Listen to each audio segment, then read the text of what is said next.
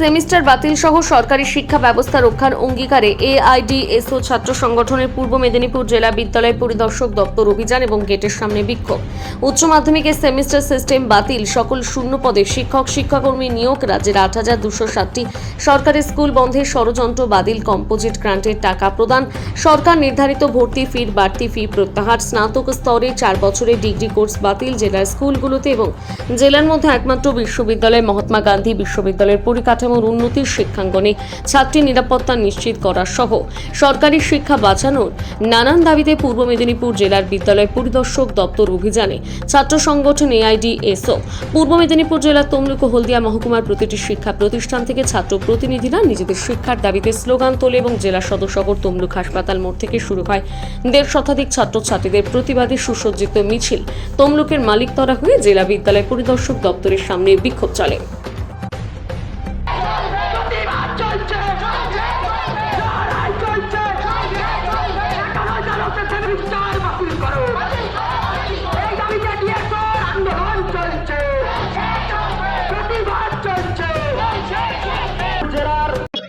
এই DI office অভিযান মূলত কি কারণে?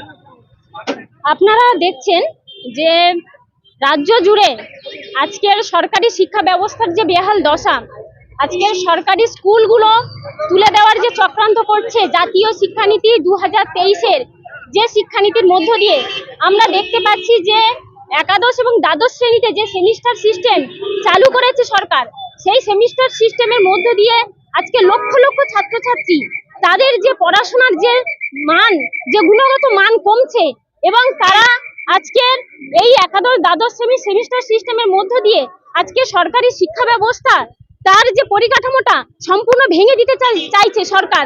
এবং আপনারা জানেন যে আজকে লক্ষ লক্ষ ছাত্রছাত্রী দিশেহারা, তারা আজকের এই আপনারা বিভিন্ন সংবাদ মাধ্যমে আপনারা খুব খোঁজ রেখেছেন যে আজকের তারা ক্লাস করার 6 মাস নাম করে তারা 2.5 মাস 3 মাস ক্লাসের সময় পাচ্ছে এবং তারা সিলেবাস শেষ করতে পারেনি। আজকে শিক্ষকরা সিলেবাস শেষ করতে পারেনি ফলে, এবং আমরা দেখতে পাচ্ছি যে জাতীয় শিক্ষানীতির যে কার্বন কপি রাজ্য শিক্ষানীতি চালু করেছে, তার মধ্যে দিয়ে 8,207টা সরকারি স্কুল তুলে দিচ্ছে রাজ্য থেকে, স্কুলগুলো বন্ধ হয়ে যাচ্ছে এবং যে কম্পোজিট গ্রান্টের টাকা আজকে স্কুলগুলো দেওয়ার কথা, সরকার কিন্তু সেই কম্পোজিট গ্রান্টের টাকা দেয়নি।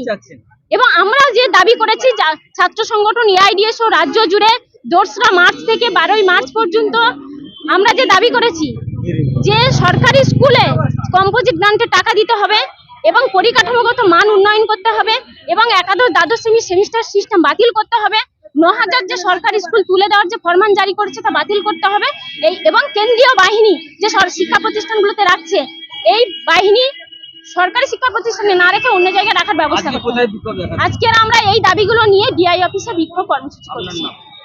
নিরুপমা বক্সি, পূর্ব মেদিনীপুর উত্তর সাংগঠনিক জেলা কমিটির সম্পাদিকা।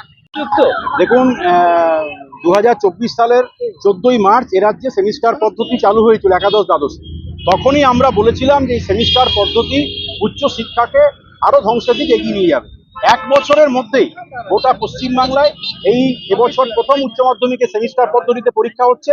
আমরা লক্ষ্য করলাম লক্ষ লক্ষ ছাত্রছাত্রী তারা বলছে আমরা সঠিক সময়ে সিলেবাস শেষ করতে পারিনি, বই পাইনি, পিডিএফ পড়ে পরীক্ষা দিতে হয়েছে, শিক্ষক নেই, ভালো করে ক্লাস হয়নি এবং আমরা কিছুই শিখতে পারিনি। মানে এই প্রথম বছরেই উচ্চ মাধ্যমিকের সেমিস্টার পদ্ধতিতে লক্ষ লক্ষ ছাত্রছাত্রী দিশেহারা।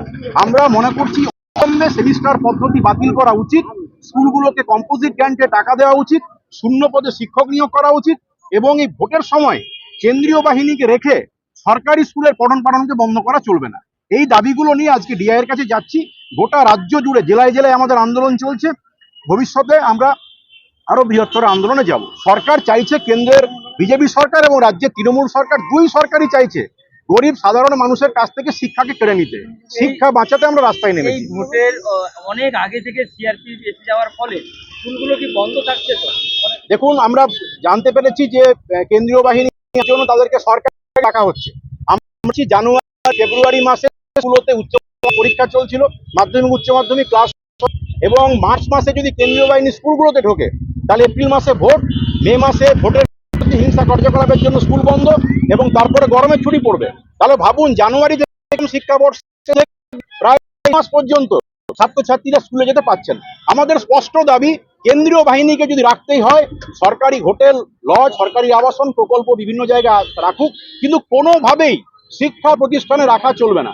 শিক্ষা প্রতিষ্ঠানে কেন্দ্রীয় বাহিনী যেখানেই থাকবে, সেখানে আমরা ছাত্র, শিক্ষক, অভিভাবকদের নিয়ে প্রতিরোধ গড়ে তুলব। নির্বাচন অনেক টাকা খরচ হচ্ছে, সেনা কেন্দ্রীয় বাহিনীকে অন্য জায়গায় রাখার ব্যবস্থা সরকার করুক, নির্বাচন কমিশন করুক, আমাদের স্পষ্ট দাবি। আমার নাম বিশ্বজিৎ রায়, এআইডিএস পশ্চিমবঙ্গ রাজ্য কমিটির